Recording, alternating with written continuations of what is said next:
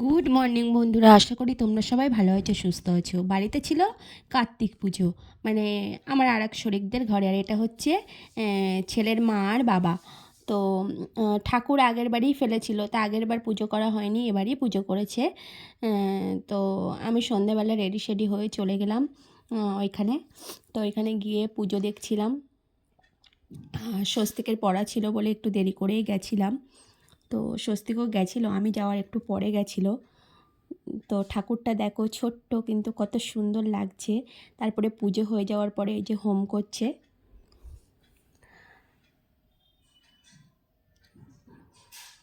তো আর আমাদের এইখানে তো এক একজনের বাড়িতে 4টে 5টা করে কার্তিক ফেলেছে, জানি না এইসব করে কি লাভ পায়। হ্যাঁ, একটা ঠিক আছে, তাই বলে 4-5টা করে দেখছে একটা আছে, তারপরেও গিয়ে আবার রেখে আসছে।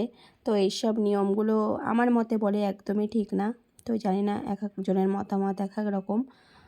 তো আজকের ভিডিওটা এ পর্যন্তই। ভালো লাগলে চ্যানেলটিকে সাবস্ক্রাইব করে দিও। তোমরা সবাই ভালো থেকো, সুস্থ থেকো। আবারও দেখা হবে পরবর্তী একটি মিনি ব্লগে।